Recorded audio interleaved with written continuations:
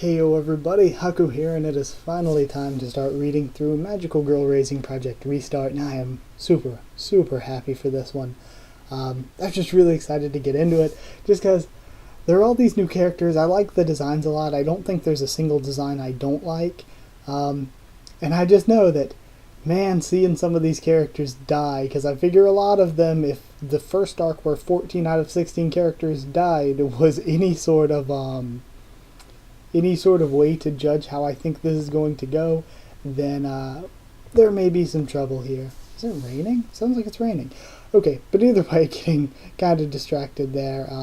I recorded my One Piece anime review before this, and my hair kept like poofing out and falling into my face since I had just taken a shower. So I was like, okay, I gotta wear a hat for this. I cannot go sans hat for this. It feels so much better. So yeah. I think actually also this week, just before I start reading, this week I may also make a second video on this.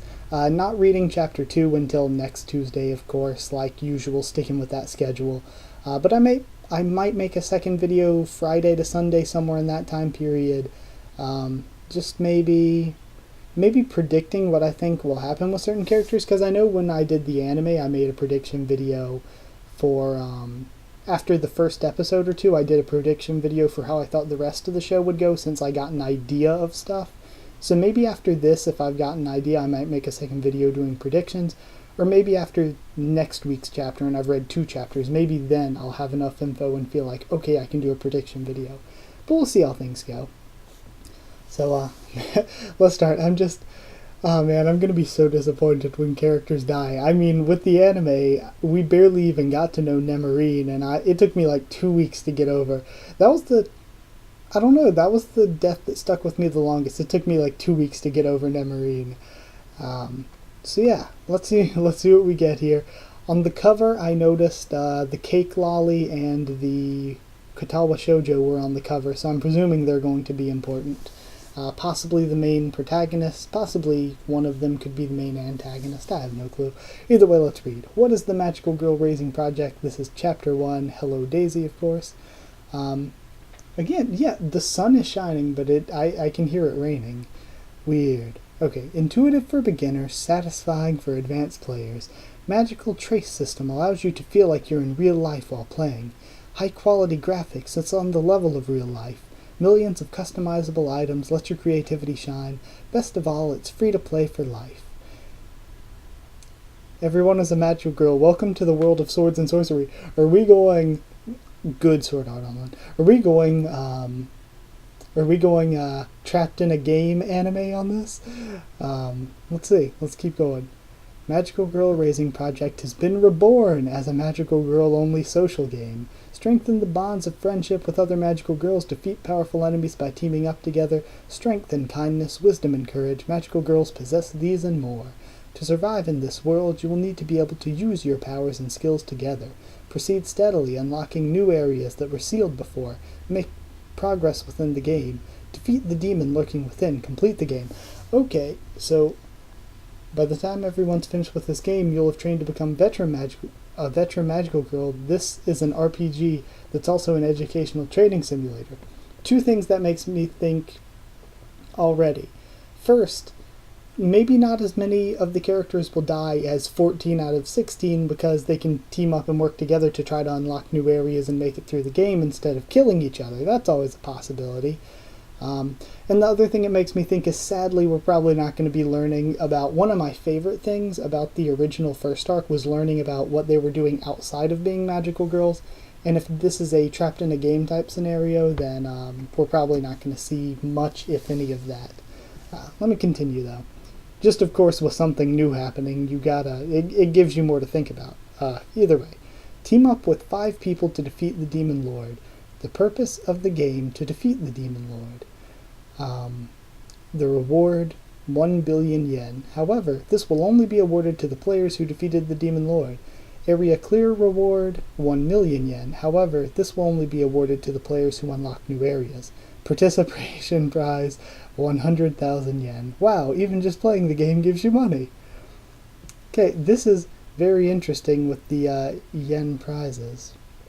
And to team up, we know there's 16 characters, so teams of 6 don't really fit into 16, but either way, I guess let's just keep reading.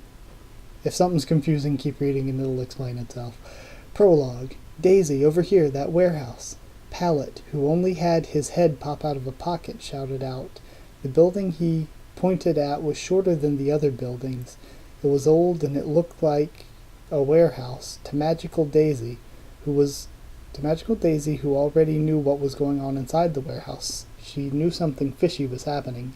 She ran between the spaces of the buildings like a sewing motion. She kicked the building wall, then kicked another wall, jumping between building to building.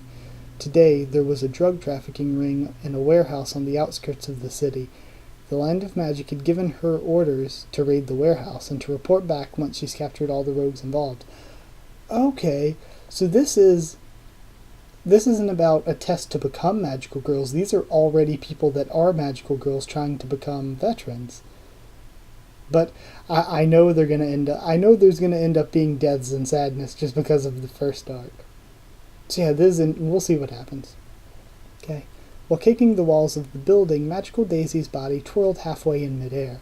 The wind blowing between the buildings hit her cheeks. Her hair, her skirt, her flower decorations were all struck by the wind's breeze. She looked at the building, pointing her finger in the opposite direction. All right, let's do it. Daisy, beam. Beam. So yeah, Daisy, I guess, is the one with the mint-colored hair. We have what's it called? Illustration. Cool. I didn't notice in the artwork, though, that she has Oh, now I remember, though. They probably all have familiars, don't they? Because didn't we learn that maybe not all, but I thought that, like, fully fledged magical girls had familiars. And Fav was just like, was just the familiar of Clanberry as a full-fledged magical girl. So that's interesting. It'll be another element to the story if each of them do have familiars. Just taking in this artwork. Okay, cool. So we get to meet Daisy. Magical girls granted power by the Land of Magic for the sake of the world and its people, and maybe just a little bit for themselves. These so-called magic users use their powers, their physical abilities, to go beyond the limits of humans, defying the laws of physics entirely. These abilities are called magic. Since ancient times, there were religious, miracles, heresy, alchemy, Satanism, fairy tales, and many more. All of them were a form of magic. There were numerous kinds of forces that used these kinds of miracles for the sake of influence and world peace. The Land of Magic, the utopia of dreams and fantasies, in recent years has cooperated to create a revolutionary subculture known as magical girls. Gentle, beautiful, brave of heart, and never giving up in order to protect humanity. That concept was widely spread. Many girls admired magical girls, many boys admired them too. Together, many allies were made, laying the foundation for training potential collaborators with the Land of Magic. Without revealing themselves, magical girls have become tightly rooted in society. It's rare for their activities to leak out. Rare, although equally seldom, or so they say. Although accidents do happen, in those cases the Land of Magic gracefully attempts to process those accidents down. That is to say, the person's memory and administrative records wouldn't be wiped. Attempts to process them. I think, wouldn't it be would be wiped? To try to process it down? Either way, I get what it's saying. Instead of accidents, they became, maybe they didn't wipe it down because, instead of accidents, they became advertisements. Okay. Some magical girl activities, following some adaptations and corrections, will often be announced as anime or manga. There were many people who benefited from the Land of Magic in the human world, and surprisingly, there were many people who worked for the Land of Magic in the human world as well. A lot of them worked for production companies and television studios. To the general public, they would enjoy these productions without ever realizing they were based on true events. To the magical girls that knew, they became proud of their accomplishments and strove to do more. One such work was the TV anime Magical Daisy that aired several years ago. It was about a magical princess from the Land of Flowers who came to study in modern-day Japan as a middle school girl, causing a huge controversy. Okay. Normally, she was just a middle school girl who didn't have anywhere to go, but if there was trouble, she would transform into Magical Daisy, together with her mascot Palette. They would defeat villains and help people in the name of justice, but no one was allowed to discover her real identity. If they were ever to discover her identity, Magical Daisy would be deported back to the Land of Flowers. The anime Magical Daisy was based on the activities of a real magical girl. The setting of a princess from the Land of Flowers who studied abroad, though those parts were fake. But other than that, a lot of her activities were reproduced rather faithfully. Okay, now we have a scene break. A dog was howling somewhere. A drunkard was asleep in the middle of the road. Smells of persimmon. What's the matter? Fuck off! Although his words were full of cursing, he was only half awake. Searching through the man's leather bag, there was a license from his wallet. She checked his address and carried the drunkard and headed for that address. The drunkard was laid down in front of the door and the doorbell was rung. His wife will probably show up. What are you doing home this late? What happened to you? A middle-aged woman was shouting as she opened the door. Mission accomplished. However, she's only helped one person today.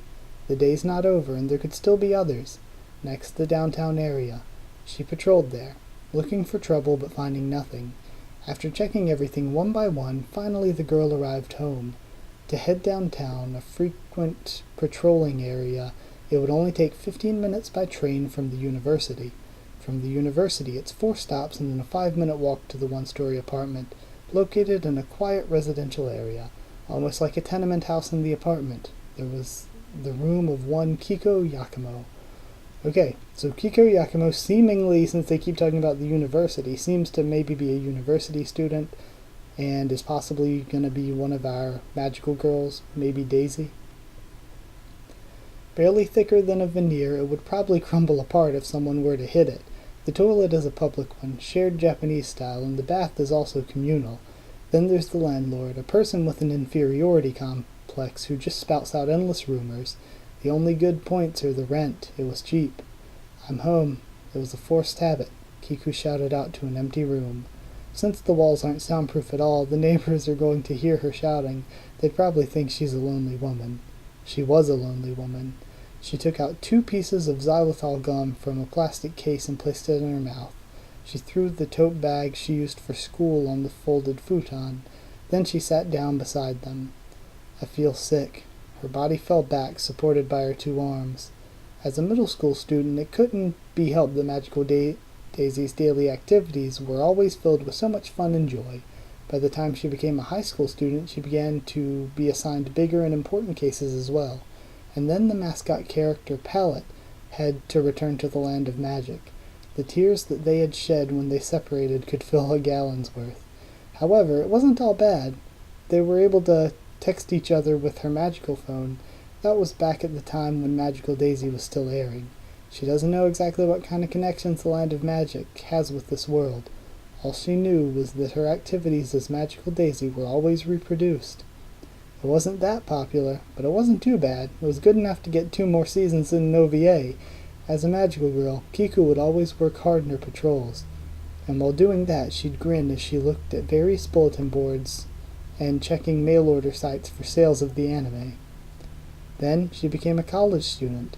Her university level is roughly middle ground. If she studied harder, she might have been able to get into a better university, but for Kiku, who always prioritized her activities as a magical girl, there wasn't enough time to study. Training, patrols, vanquishing evil, magical girls are magical girls, so none of them could be ignored. She started to drift away from her middle and high school friends. In university, she didn't really have any friends. It's not that uncommon that Kiku would leave and come home silently. Her residential environment was under recession. There's not much spare time for magical girl activities.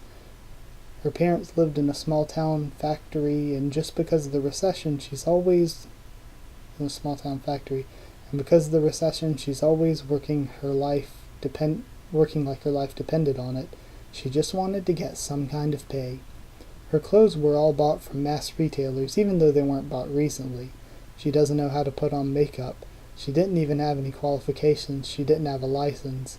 She didn't think it was necessary as a magical girl. She thought that was fine. While she faced hardships in the dark, she'd work on her activities on the surface. That was the kind of heroine that Kiku was. However, recently she's been wondering if it was really okay. Her life as a heroine wasn't as gorgeous as her middle school life. Helping people in secret, doing it carefully so that no one would know she was there, supporting websites in order to raise awareness of magical girl activities, all those things wore her down one way or another. Hiding, lurking, no one could ever praise her, no one could ever directly thank her, yet she continued doing those activities while hiding in plain sight. Maybe she could have studied more. Maybe she could have spent time to play. Maybe she could be wearing fancy clothes, or be asked out by a boy. She's never been to a karaoke before. She wanted to try bowling, too. What would her future be like? How long would she become a magical girl? She always had those thoughts as she worked hard to help people. It seems it started to rain. The sound of the raindrops hitting the ceiling board started to be heard. It's an unpleasant sound, symbolizing the struggle of life. She sighed once again. Her magical phone rang. It was the Magical Daisy opening theme. Text message ringtone. Was it one of Palette's grumpy text messages, or was it an emergency from the land of magic? She stood on her knees atop the tatami mat and grabbed her magical phone. Magical Girl Raising Project. She's heard of this before. It was that social game from a while back. Was this an advertisement for the game? Was it some kind of prank? She quickly tried to delete it. Huh? It couldn't be deleted. Is the touch panel broken? She pressed it strongly, but there was no response. Just as Kiku's phone ignored her presses, it started to operate on its own. The screen continued to slide through some explanatory text. Finally, it arrived at the bottom of the mail. Well then, let's begin the game, shall we? The text began shining brightly with a variety of colors. Kiku stared at its glaring light. So it seems like, okay, so maybe they don't all have to have, what are they? Maybe they don't all have to have, my brain is not working, familiars, since hers left her and everything. But, it's interesting because she's like, what Snow White could potentially be like if she had just become a normal magical girl and then had to spend 10 years doing it. She is like what Snow White could have been like 10 years down the line. Like, I've been helping people, keeping it a secret, and man, this is getting tiring. She's like the grizzled veteran. And it also seems as though, yeah, they're getting forced into this game. So I don't trust it. I think there are going to be people to die in it. I think they're going to be trapped in it and have to win to escape. So I think the actual advertisement that we were reading at the beginning before the prologue is just sort of the advertisement they saw, but it's kind of a lie. Kind of sort of how the advertisement at the beginning of the first arc kind of lied about that social game to trick people into joining. But interesting. Let me get some water before we start the actual chapter proper.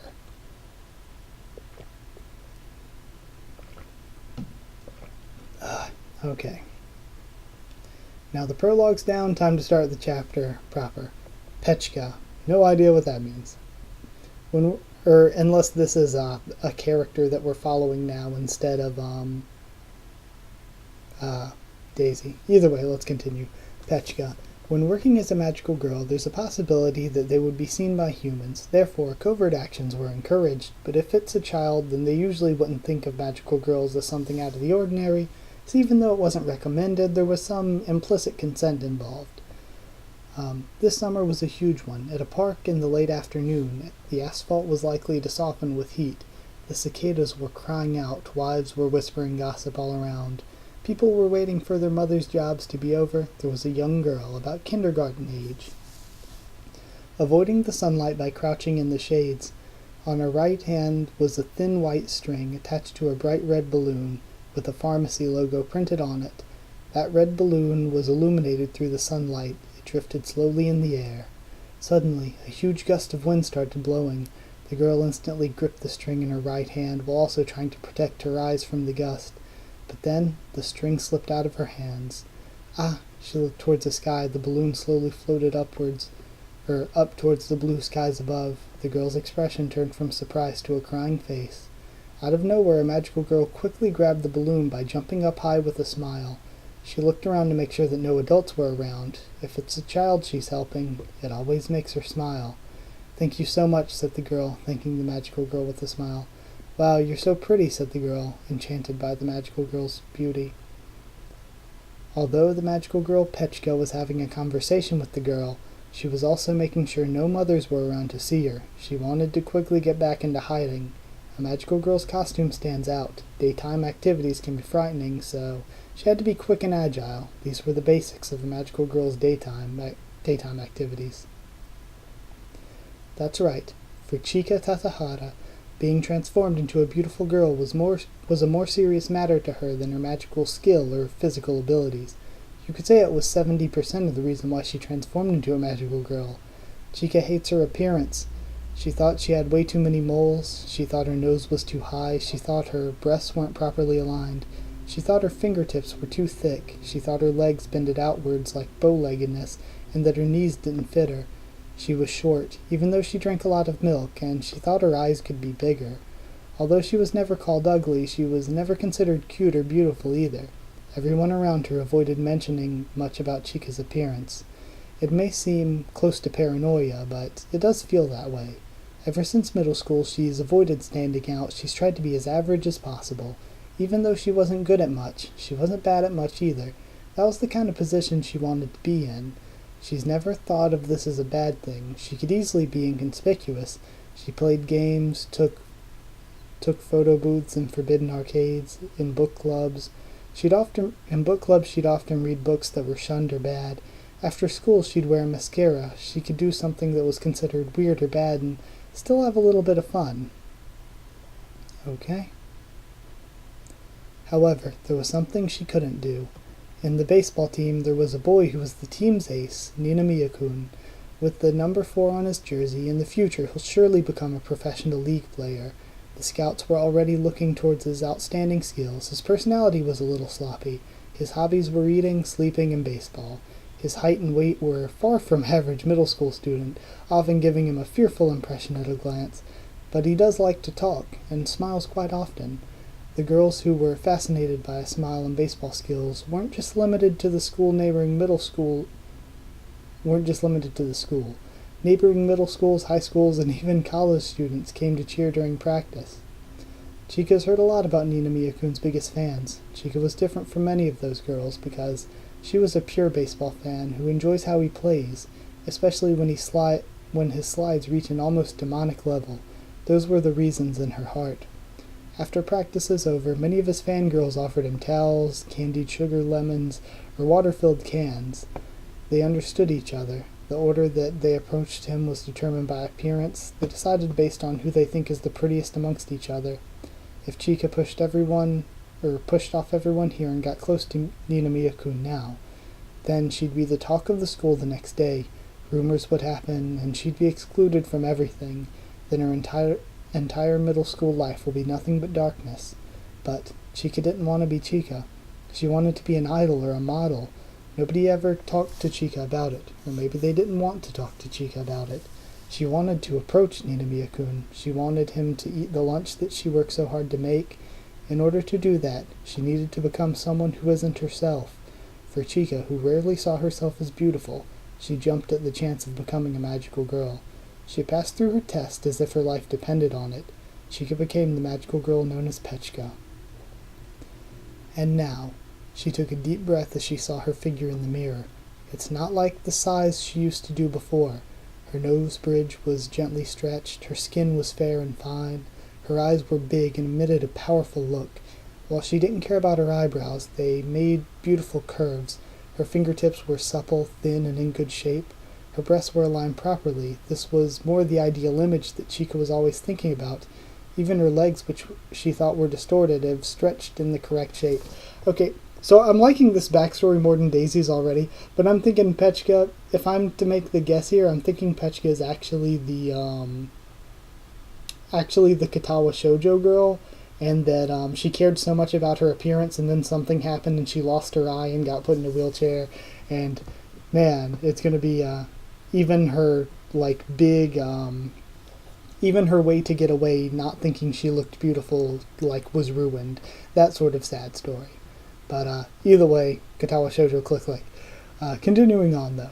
She laughed. It sounded nice. She twirled around. She posed. Her every movements were adorable. Although her clothes were a little outrageous, though it was suitable for a magical girl costume. It was a suitable magical girl costume. She had thought that her clothing was a bit too much, but Petchka wouldn't let this bring her down. But it is true that her costume is too flashy for her everyday life. Chika transformed into Petchka, then she took off her clothes, removed all their decorations. She searched inside her drawers. There she found some clothes that she bought long ago. She bought it because she admired it, but didn't think it suited her. She had no courage to wear it out. It was a white dress, like a lady in a summer resort. After adjusting her sleeves and wearing it, she would quietly leave home, quiet enough that her family wouldn't know she left. Oh, so she's pretty much using her magical girl form to just go out and have a normal life in normal clothes. Which is actually kind of, when you think about it, it's not the purpose of being a magical girl, but if that is your goal, that's pretty smart, actually. Continuing on. It's been a year and a half since she's become a magical girl. Chika had been a second-year middle schooler, and now she was in her third year. The days where she would only look at herself in front of the mirror ends now. She had the thought while helping out some people today. She didn't know what reason she had before, but she couldn't postpone it anymore. Today's the big day. Since there was no time to actually make lunch, Petchka decided to use her magical skill, making delicious food. What a skill. She made it on the way. When she tasted it, it was extremely delicious. She packed it in a lunchbox and wrapped it like a present. What a very niche ability. But then again, you could think she could make, if magical candies were still the big thing here, she could make tons of magical candies just going around and just poof, food out of nowhere, give it to homeless, if that is how it actually works. So, yeah, move it along, though. She ran towards the sports ground. The only one that thought she was cute had been herself. In reality, there really isn't anything different than Chika's ordinary life, although you wouldn't be able to see it. Chika's fears began to settle in again. The girls were shocked, envious, jealous. She wiped away those kinds of gazes and thoughts. She moved forward to the waves of fans, and when she did, they gave way to her. In a place where the most beautiful appearances were prioritized, Petchka was the one who had priority over the other girls with makeup and mascara. It felt like she was a model somehow. She could never do this as Chika. Ninomiya-kun was at the end of the line of fans. He was talking to his friends and laughing out loud. His friends all looked at Petchka. They nudged him and pointed towards Petchka. Ninomiya-kun then saw Petchka. Petchka didn't know what kind of face he was making because she wasn't staring directly at it. While staring at his muddy spiked shoes, she said out loud, I support you. Do your best. She tripped on her words and talked way too fast. She shoved the lunchbox towards Ninomiya-kun. He said something, but she couldn't seem to catch it. That's because Petchka immediately turned around and ran away. Just like before, the wave of fans made way for her as she went home.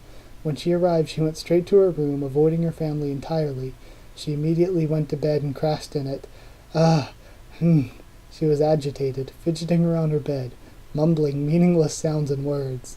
Her magical phone's text ringtone sounded, but Petchka didn't want to check it. Laying on her bed, Chika, who was agitated, with no warning, was abruptly beaten towards the ground. She really didn't feel like a maiden in love, more like a victim in agony. Dirt and pebbles entered her mouth. Her nose and forehead began to hurt. The bed that should have been soft and hard became rocky. Chika tried to see what happened, but what she felt was the cold, hard ground. Her surroundings became super bright, making it hard for her to open her eyelids.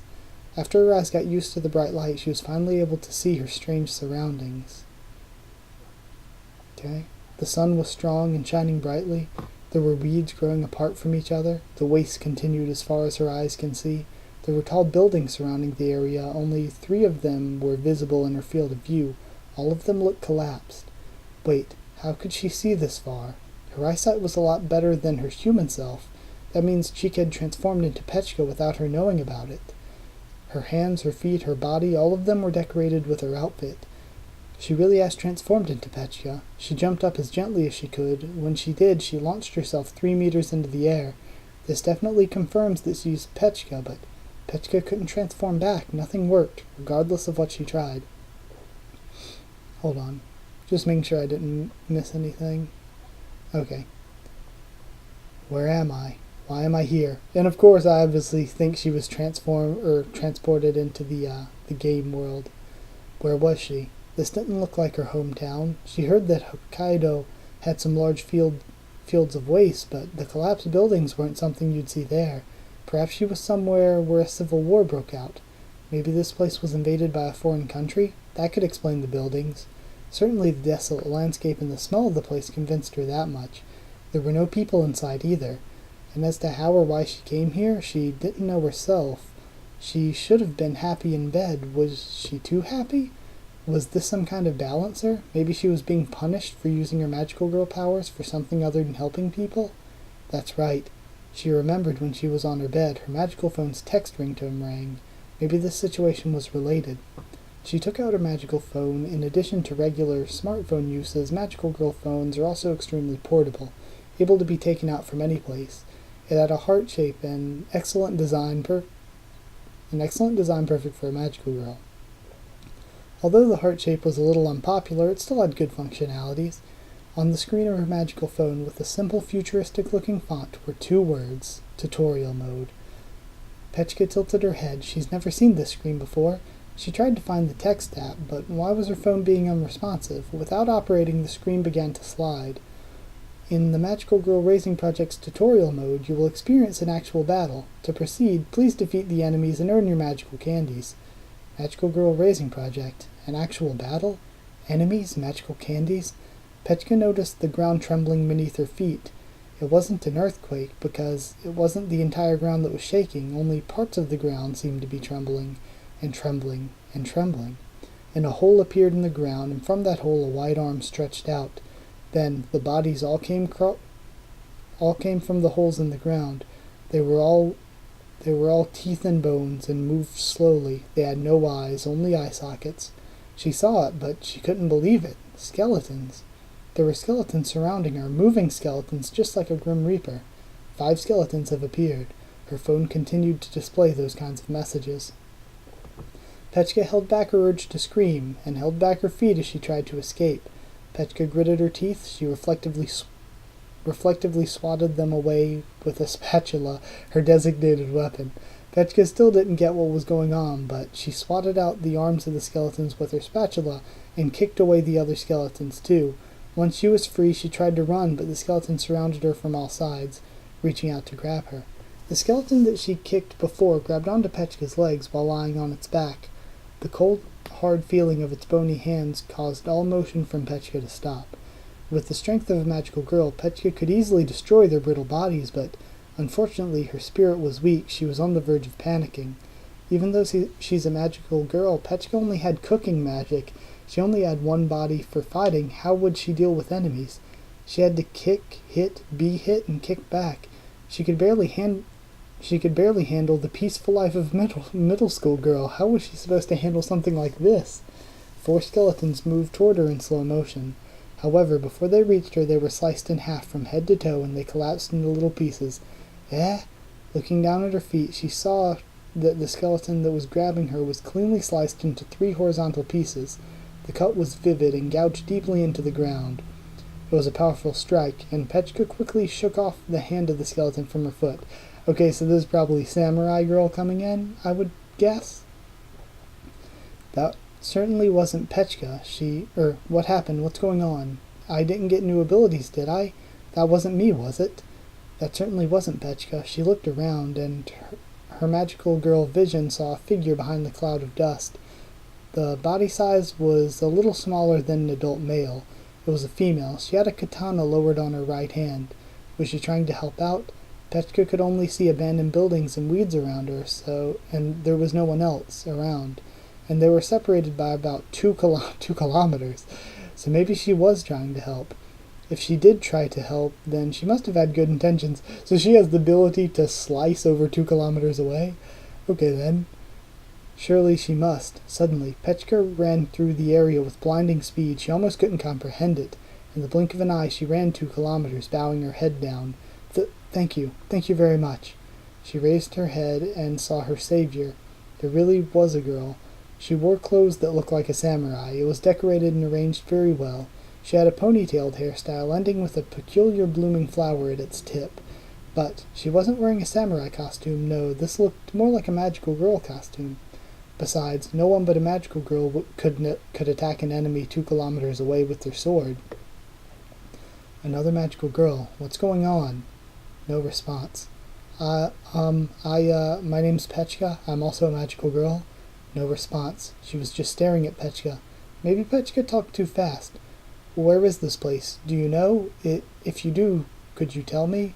I don't know what's going on. There are skeletons coming out of the ground. I'm scared and I don't know what to do. Do I have to do this again? I thought it was over. Huh? I hate this. I really hate this. I really dislike this. Her eyes were staring at her, but at the same time, it's like she wasn't even there. Her eyes were looking at Petchka, but it was like she was looking somewhere else as well. The girl reached out her hand and grabbed Petchka's throat. Petchka couldn't move. She had no resistance. The girl's hands felt cold. Petchka began to gag. The girl's hold on her neck was getting tighter. The girl's fingers began to pinch her flesh. The blade in the girl's right hand gradually approached Petchka's neck. Petchka heard shivering. Oh, that was her. She was shivering. I guess it's not over yet, is it, musician? I don't know what's going on. I also just got here. Yo, so this girl, what's going on, musician? So is she referring to Clamberry? Samurai Girl has a bone to pick with Clamberry, and we get this interesting looking, okay. Okay, so the one I was calling Cake Lolly, I was wrong. This isn't Katawa Shoujo. Petchka's Cake Lolly. And then Samurai Girl is, okay, interesting. The girl stared at Petchka with blank eyes. The grip on her neck began to loosen. She lowered her blade again. She removed her hand from Petchka's neck, throwing her down to the ground. Petchka landed on her back. Petchka looked up at the girl. Her teeth were shivering with fright. You're not the musician. Where are you, musician? The girl turned her back on Petchka. She started walking away. Her gait was unnatural and unbalanced. Her katana was dragged across the ground, leaving a trail behind her, and she was mumbling nonsensical words. Petchka dusted herself off. Where was she? Why was she brought here? She didn't understand, but she certainly didn't expect to meet that girl. What I thought was about to happen before I saw that illustration, I thought that Samurai Girl was about to, cut out her eye or something, and that's how we were going to get that story. And, that's why she looked angry in the character preview thing, and she was going to be spending the story trying to get revenge on the samurai chick. But, this is different. Because, turns out she isn't Katawa Shoujo, she is the Cake Lolly.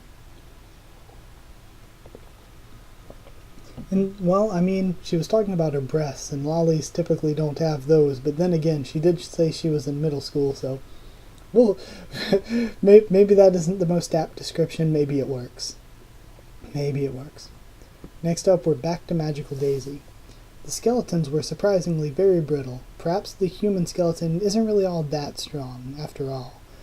They broke after a single hit. Even though it was a bit disgusting, Magical Daisy was a veteran magical girl. If she couldn't handle these things, she'd have already quit a long time ago. Daisy Punchy! It's just a normal punch. Daisy Kicku! It's just a normal kick. Daisy thought that if you give these things names, they'd also rise in power. Magical Daisy would often name her regular attacks cool names like that. That's perfectly normal, right? Yeah, it's perfectly normal. Daisy Beam, beep, beep, beep, beep, beep, beep, beep.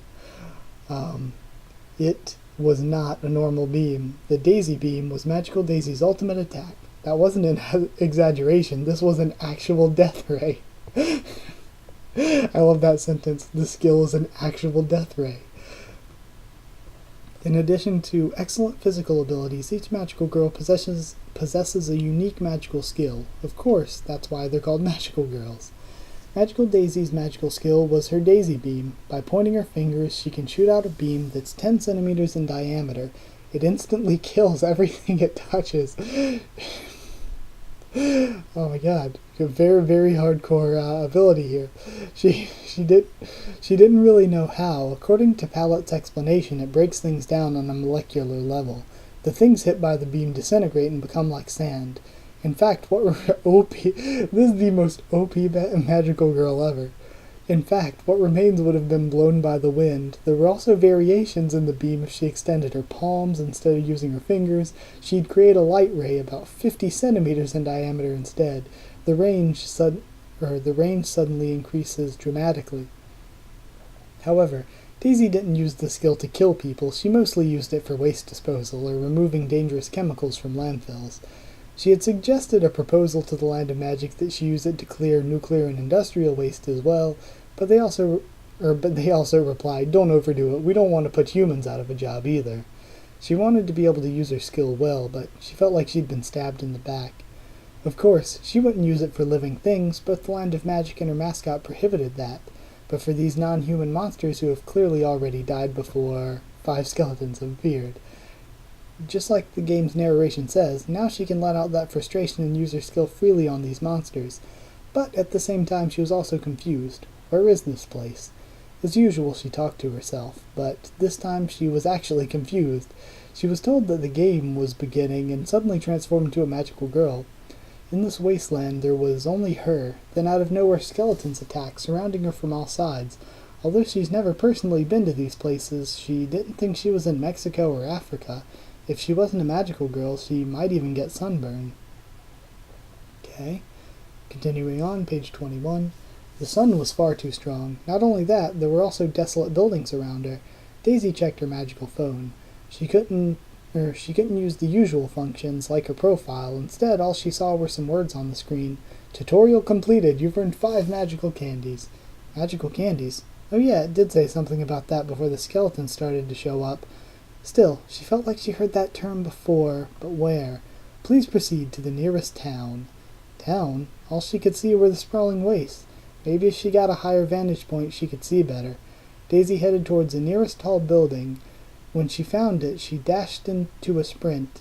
It was brown and dirty with soil, filled with cracks, and probably a few years old. It was clearly abandoned. It was tilted to its side, and it was missing its top from the 10th floor onwards. As for its height, on a closer inspection, it really didn't seem all that different from the others. Okay, let me grab some water. Also, interesting, I still can't get the thought to team up with 5 other people to take on the Demon King. Maybe it is like last game where only 6 can survive this time? Again though, we'll see. She climbed carefully but also quickly, so that it wouldn't collapse on her. Using a magical girl's physical ability, it would be easy to run up the side of the building. When she reached the rooftop, she looked around. The winds here were stronger than the winds below. Daisy held the hem of her skirt. The sunlight here was also stronger than below. Luckily for her, the same logic applied for the view. It was much better than below. She placed her left hand on her forehead, looking as far as she could while blocking out the sun. A magical girl's eyesight far surpassed any living creature's. Is that it? Far ahead there was an area with densely populated buildings. It's the only thing that could be called a town in a place like this, because the other places were filled with the same tilted and desolate buildings. She looked around, and she noticed it. Like a game, each building was exactly the same, from the angle of the tilt to the position of the cracked windows, but her eyes stopped on one of them that was different. This one had a human on top of it. When Daisy acknowledged the figure, she jumped up at the same time. The rooftop beneath her began to crack. It wasn't a natural crack, rather. It felt like it had been sliced by a sharp blade. The concrete floor below her was sliced cleanly. Daisy's eyes went towards the figure. Did they do that? The figure was holding something long and thin, like a stick. She was too far away. Not even Daisy's eyes could make it out. Wait, she's moving. The stick was being raised. It gleamed in the sunlight. Not a stick. Metal. A sword. Yeah, so this girl's just going around looking for this musician. When magical Daisy landed, the edge of the rooftop was missing. Instead, it became a slanted slide to the ground. She saw the dust clouds gathering at the bottom. She figured it out. That human was attacking her by moving her sword. She thought it was some kind of range slash, but it's a little different from that. There's no time lag between when she moved and when the cut was registered. It wasn't traveling, it was instantaneous. While Daisy was laying down, she protruded her hands forward, facing the figure. She began to think. She was attacked, but there was no damage to Magical Daisy.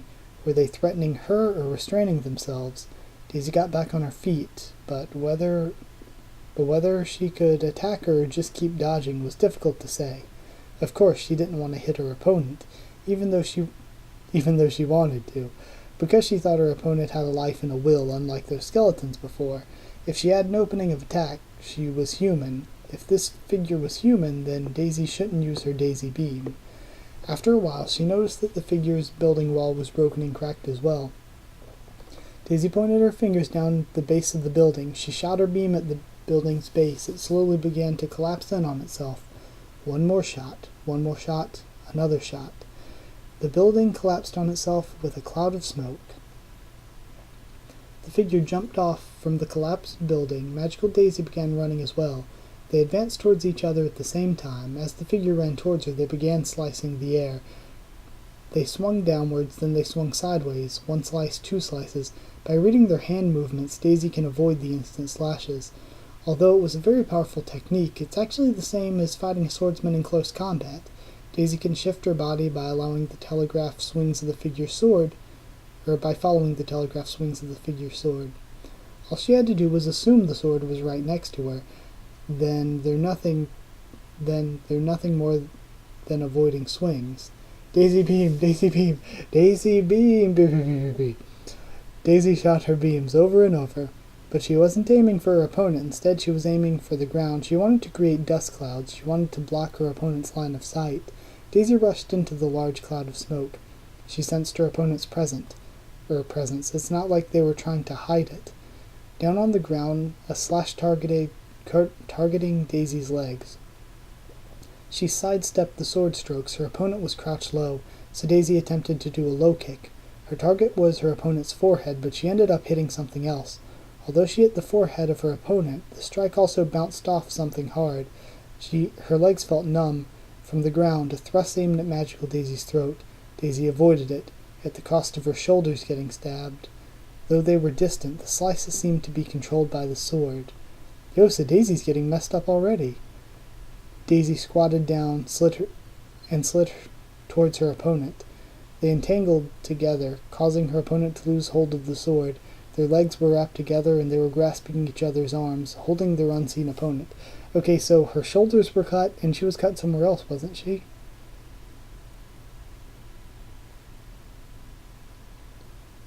Her legs felt numb and she got hit twice in the shoulders. Okay. And I think the legs felt numb just from hitting something too hard, by the way it was worded. Okay.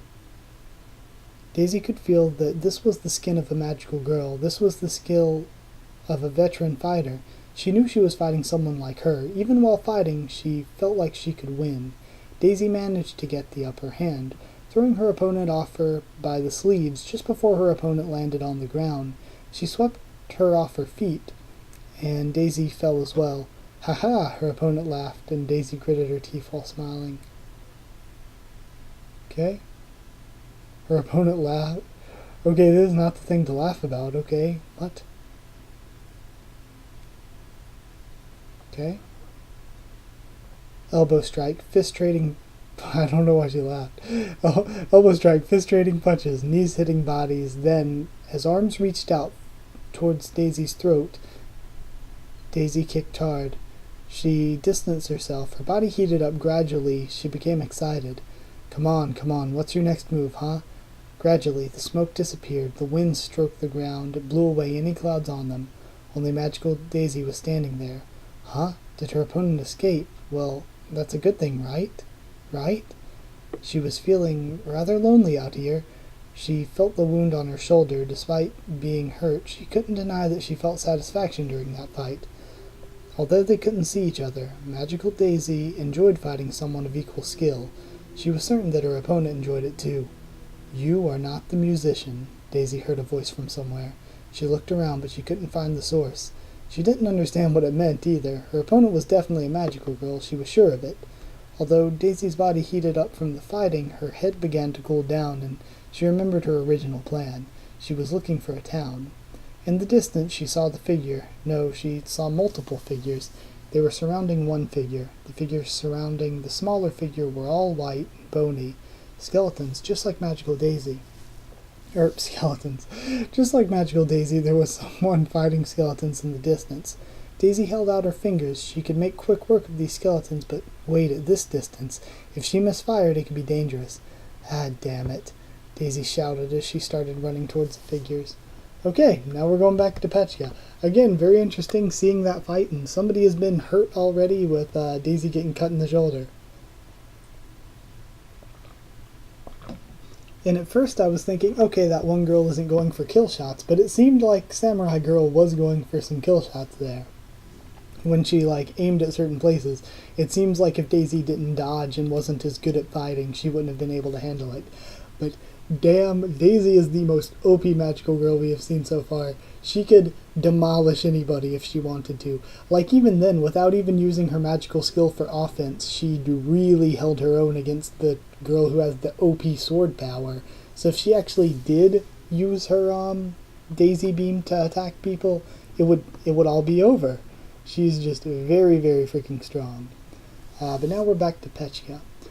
Hold on, let's see how long we've been recording here. 51 minutes. Oh god, this is going to be a long-ass video. Probably like an hour and a half maybe almost. Let me readjust. My leg's starting to fall asleep. Okay, back to Petchka. The inside of the buildings were as desolate as they look. No sign of any tenants. It seems like they used to be made as apartments, but there was no one living here at all. It was empty. Only stairs, rooms, and winds flowing through the cracked windows. Petchka was trying to find clues where she might be stranded. When she went inside the third building, she began to get nervous. After searching through 5 buildings, she lost hope. After the 10th building, she didn't bother anymore. Petchka knew she wasn't a strong-willed girl. She brushed off the dust on the floor. She sat down and leaned on the wall. Only a sigh came out. She had no idea where she was. She was attacked by monsters immediately. Her magical girl savior tried to kill her. Her phone and text messaging software wasn't working, and she couldn't call anyone for help. To top it all off, she couldn't understand the words on her magical phone. Currently you have 0 magical candies. Magical candies? Even though it feels like something magical girls might have, she's never heard of it before. She kept thinking of Ninomiya-kun. It was her way of escaping reality. She didn't even know if this was reality in the first place. There was still much more fun. It was still much more fun if she thought of Ninomiya-kun instead. Did he eat the lunch she gave him? That lunch was created using Petchka's magical skill. It would be tasty enough that anyone would love it. But it might not be to Ninomiya-kun's liking. Even if you found it very delicious, not everyone has the same favorite food. He might have thrown it away without even thinking about it. He might have passed it on to another fan. Maybe it was insufficient. If Petchka were in his shoes, she would have eaten it. Okay, a lot of people were saying that Cake Lolly, though, had a bird tail, and I was saying I thought it was maybe part of her costume. It had to be part of her costume, or else she would have mentioned having to hide it when she put on the normal clothes, right? Either way, continuing on, if Petchka were in his shoes, she would have eaten it. I don't want to think about it anymore. Even though she should have been happy thinking about him, her thoughts spiraled into negativity instead. Petchka cried, but she cried without making a sound. If she made a sound, she might be attacked by those skeletons again, so all she did was shed tears. Those tears fell from her cheeks down to her chin. A teardrop dripped on her hands that were wrapped on her knees. Pre-transformation, Chica had always been a crybaby. When she transformed into Petchka, however, she never felt scared or cried before. Yet now she's crying, and crying, and crying. As she cried more and more, she became tired. Then she felt vibrations on her back, and she jolted awake. As she awoke, she placed her ears on the wall. She heard footsteps and hooves. There were also chattering voices. She's not alone, and they're in the same building. Who were they? Petchka removed her ears from the wall, and she slowly began to move. Perhaps she can find some helpful people this time. Maybe they might know what to do. Maybe they could tell Petchka some answers. Of course, that was one possibility. There was another, equally high chance of something else happening. Ever since she was brought to this place, she hasn't had the best luck with the people she's met here. If they're agreeable, she can talk with them. If not, she'd run away before any danger happened. That was the plan. She moved to the source of the noises, with legs moving as quietly as possible. It took about 30 seconds for each step. Her face used to be covered in tears, now it's all covered in sweat. It is just like I have said, no? Well, that was Japanese, so Pechka understood it, but the intonation and grammar was off. All that matters is that Pechka could understand them. For now, we shall climb this building and look around, and I say Rionetta does it. What are you so worried about? You're fuming like an idiot. Ah, did I hit a mark? Oh, you. I cannot stomach your behavior. I cannot stand it. You two, stop arguing. Pechka gently peeked into the room. The room was covered by a ceiling, so was wasn't covered by a ceiling, so it was effectively the roof. There were 3 figures, not 3 people, but 3 figures. Pechka, who wanted to speak with them, suddenly stopped in her tracks. Okay, so I'm thinking maybe they said it was a small figure that the one girl saw. So the small figure she saw, I'm guessing maybe Chipmunk Girl. And these 3, I'm guessing, since they said 3 figures, not 3 humans, I'm guessing Deer Girl and 2 others. One of them's going to be foreign, by the way that she said her Japanese sounded off. Okay, we are not arguing. This is a legitimate complaint. The strangely intonated girl was speaking. She dressed in a costume that had a Shrine Maiden motif. Ah, so Shrine Maiden Dragon Girl is probably just a weeb, not really Japanese. Although her appearance seems Japanese, her tone suggests otherwise. She's right, we're not arguing. An argument implies that both parties are on the same level. Okay, now we're getting a, this is good. We're getting, illustration. My brain stopped working there and I didn't even try for a second. Okay. Oh, dear girl, wear longer skirts. You can see your deer crotch. So, okay, I like this team. We have, the, Walpurgisnacht, young Lolly Walpurgisnacht, the deer girl, and, Weeaboo Maiden. Oh gosh. The other girl had a bonnet and drawers, something you would describe as a Lolita fashion if it weren't a magical girl costume. Or if it weren't a magical girl costume, you could easily mistake it as a fashion hobby. Pechka thought of her face as cute but artificial. I like her eyes and hair a lot, by the way. The one on the far right, I like her eyes and hair a lot. Her elbows and wrists were exposed, and from them Pechka could see the ball joints. Her skin was the texture of a human, but because of those spherical joints, she realized she didn't look human at all. She looked like a doll. Oh my god, I didn't even notice her arms. She is a doll girl. Her stock just rose 90,000 points. If I would have known that in my reaction, she would have been way higher in the design thing, probably. Yes, living doll girl. But the third person had a more shocking appearance than even the doll girl. Her face was cute. She wore a dress that was majority purple. Her ribbon decorations looked like tail feathers, yet her lower body, it was a horse. Pechka thought she was riding a horse at first, but no, that girl's lower half was actually a horse. The horse part cut off somewhere on her waist, and the girl's body was plopped on top of it. She looked like a centaur. Were these girls monsters like the skeletons? Were they really magical girls? Pechka couldn't really tell anymore. If she couldn't tell, she shouldn't approach them. She started walking backwards, careful to not have them notice her. When Pechka retreated 3 steps back, her magical phone suddenly rang. The 3 girls picked up their own magical phones. Through this, Pechka understood that they were magical girls. However, at the same time, Pechka's phone was also ringing. The 3 of them looked at Pechka. Pechka ran away without looking back. Okay, I really like Pechka already, but these 3, I am so hoping these 3 aren't bad guys because they have the best, they have such good designs, and the 3 of them are together. And I like the Shrine Maiden girl so much more now that I know that she's not actually Japanese. Like, that just makes her a lot more funny of a character as well. Now we're going back to Daisy, but first let me get some water. So I think maybe we might have 2 like good guy teams form and then maybe like a bad guy team, and all 3 of the teams are trying to be the first one to, or maybe even 4 teams since it said like 6 to take on. It could be 3 teams though. Like 3 teams go and are trying to take out the Demon King, and we have the Pechka team, assuming Pechka teams back up with those 3, and then maybe Daisy finds the Chipmunk Lolly and finds a couple other characters, and they or I can see from the first sentence it's not the Chipmunk Lolly, but maybe Daisy forms her own team, and we see what happens there. But either way, moving on, just throwing out some thoughts I'm having as I'm reading it. So back to Magical Daisy. Magical Daisy had rescued a maid named Nokko-chan, so Nokko-chan is the maid. She dresses like a typical maid. She had silver blonde braided hair on both sides, tied by ribbons on her head. On her hand was a mop, that also had a gigantic version of that ribbon. She was a lot shorter than Magical Daisy. She looked about 10 years old. Oh, her design didn't even, well, I guess they were all chibi in their design, so you can't really tell. But either way, she said that she became a magical girl Nokko-chan when she was just 4 years old. Because of that, she didn't really think much of her magical girl name, so she just chose her nickname, Nokko-chan. She's wanted to change her magical girl name from Nokko-chan for a while now, but Nokko-chan was her official magical girl name. She's petitioned to change it 13 times already.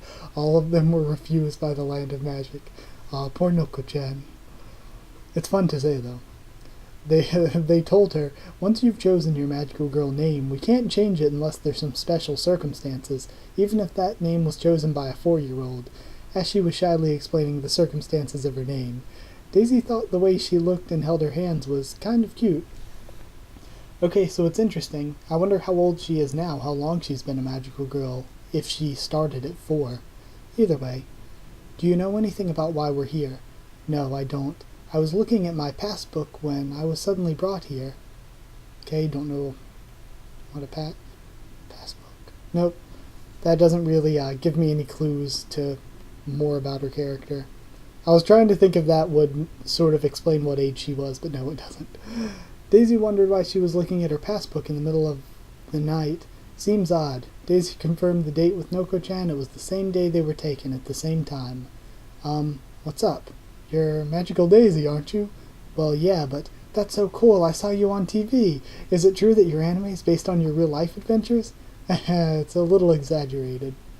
Nokko-chan was a Magical Daisy fan. Daisy thought she just liked magical girls in general, but to find a Magical Daisy fan here, it made her excited. The most common reason for magical girls on why they chose to become magical girls is usually, I want to be like those magical girls I see on anime or read about in manga. Magical Daisy was the same. She loved magical girls, and so she chose to become a magical girl. So it wouldn't be strange for Nokko-chan to be a fan of magical girls either, but Daisy was glad that she could meet a fan of Magical Daisy. Nokko-chan talked on and on about the episode she saw. She talked about the episode where she cried, the episode where she felt excited, the episode where she hated the enemy. Hearing her talk like this, Daisy felt a compelling urge to protect her. Must protect Nokko-chan. I looked forward to your to your reruns every week. I was still in middle school at that time. I wonder how it was when it was rerun. So that's interesting. Because, she started her adventures in middle school. For idols, it's the principle to think highly of their fans. When Magical Daisy ended, Daisy felt like a retired celebrity. However, when she saw a fan talking excitedly like this, she became excited again. While these two were happily talking about Magical Daisy, they were brought back to reality with the ring of their magical phones. They still didn't know why they were here, or why there were skeletons attacking them. Their phones kept telling them to head to town, but it doesn't seem to be as easy as Daisy thought. Daisy told Nokko-chan of the direction of a nearby town. She suggested they traveled together excitedly. I'll try not to drag you down, said Nokko-chan excitedly. Nokko-chan's blushing face made Magical Daisy feel happy. Although there was a large distance towards the town, it shouldn't be a problem with the magical girl's power. However, since her fight with the skeletons, Nokko-chan wasn't as confident with her running speed, so Daisy slowed down for her. Despite that, they managed to arrive after running for about 20 kilometers. They saw that the town in the distance didn't really look like a town in any way. The buildings were better than the buildings in the wasteland, the roads were broken and not maintained, and from the outside there was no traffic. Daisy had better not leave Nokko-chan alone, so they entered the town. There was an open space in the center of town. It looked like a square. There was a dried-up hollow round object. On it was a statue of a sitting mermaid. This was probably a fountain once. Sorry, scratching my face. Instead of water, it was pouring out sand. Seems like it's been years since water ran out. There were two other people in the square. Whoa, hold up! A loud voice, a shouting voice, a girl whose face was blushing and pointing. Is that her? Is that the real Magical Daisy? She seems real. Oh my god, she's real, oh my god. This girl was also a magical girl. She was dressed as such. She had a futuristic suit and a visor with a helmet on. She also had a ray gun holstered in her belt. Space Police nokko-chan. However, the design looked like a toy gun, not a real one. She looked like something out of the Earth Defense Force. Magical Daisy remembered watching a sci-fi flick like that during summer vacation. She felt a little nostalgic. I knew it. My otaku senses are never wrong. It's Magical Daisy. I collect all your merchandise. I have all your DVDs. I can't believe you actually exist. Ah, this is the greatest day of my life. She looked like an otaku at first glance, but at least she was honest about it. It's nice to have honest fans like that. Besides, she still made Daisy a little happy. Nyan nyan, nyan nyan, come here, look. That wasn't a cry, it was someone... Nyan nyan, oh, that wasn't a cry, it was someone's name. She was calling someone just now. The girl that had responded wore a Chinese-looking dress.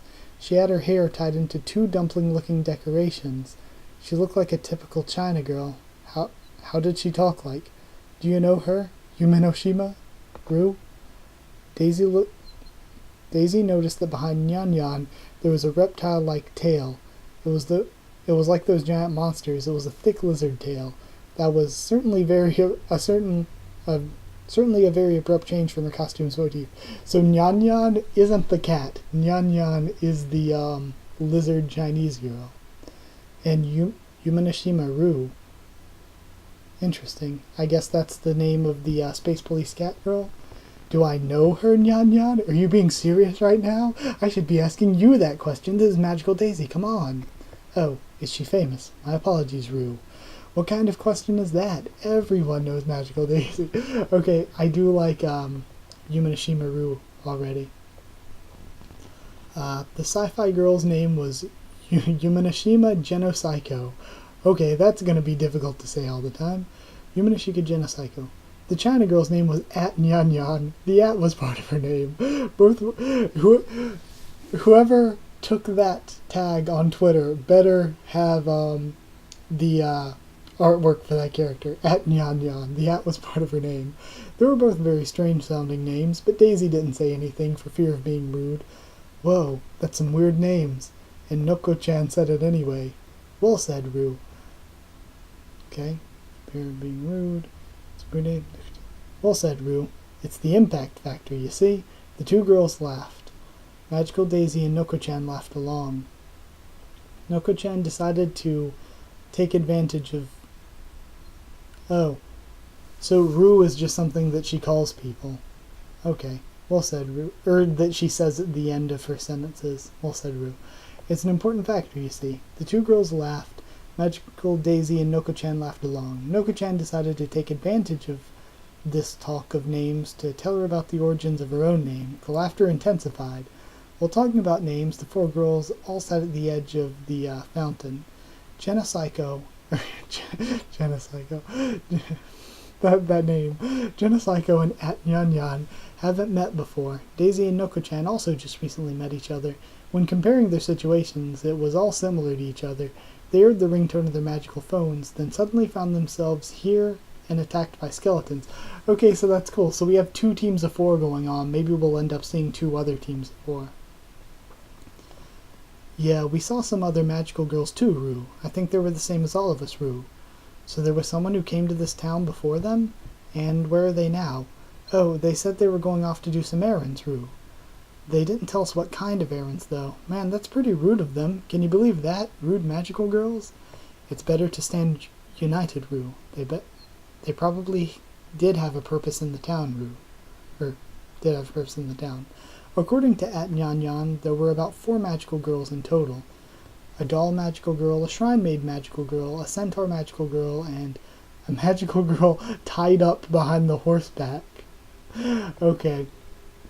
So, the 4 of them are together, at least. Are you sure you should have left them alone? Well, she was screaming and crying and was planning on running, so they tied her up and So they tied her up so she couldn't be dangerous, right? From the way they talk, they don't seem like bad people, Rue. Daisy's not the type to worry about other people. She's like the stereotypical magical girl. What are you talking about? But in her current situation now, her panic levels were a bit higher. It's not often that she'd meet magical girls who were looking to hurt other magical girls, but she did meet a magical girl just like that. True. According to those girls, there were other magical girls other than us, Rue. Yeah, those girls seemed to be doing some kind of errand, but never told us. Man, what are we supposed to be doing here, huh? Genosaiku saw her magical phone that she'd been holding in her right hand. Her mouth opened wide when she saw the screen. It's changed. Everyone look at your phones right now. Back then, the magical phones had only said, please proceed to the nearest town. Now the words read, support button added. Support button? There was a large support button that seemed to be pressable. Magical Daisy slowly pointed her fingers towards it and pressed it gently. Okay, now we only have like 3 pages left. Let me get some water. And pressed it gently. Master's Side, Part 1. Okay. The old classroom was in flames. In this old wooden school building, there were no sprinklers to put out the fire. Instead, there were plenty of fuel for the flames. Desks and chairs, bookshelves and wallpapers, windows and frames all melted under the raging inferno. Everything was illuminated bright red, and a poisonous black smoke surrounded the room. It was hell on earth. 2 girls were facing each other. One was a red girl, flaming hair and dressed in a red one-piece dress similar to the flames. She had a fury of anger and passion burning in her. Her face was wild like a beast. She positioned her fists slightly in front of her, her posture slightly lowered. The other was a white girl. She was dressed in a sailor suit dress, like a middle school uniform. She had flowers decorating her outfit and her hair. She had a weapon that looked like a naginata. Oh, so we're seeing Snow White that looked like a naginata. In contrast to the fiery red girl, this girl's face was emotionless. The red girl moved first. She bent her knees from her low posture. She extended her legs to attack the white magical girl. It would have been a feint, but the white magical girl knew the attack was coming. She blocked it with her naginata.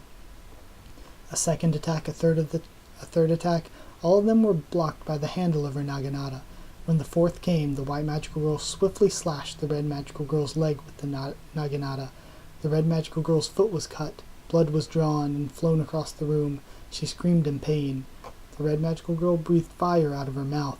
It should have been a surprised attack, but the white magical girl rotated her naginata and spun it with extreme speed, while still having that blank expression.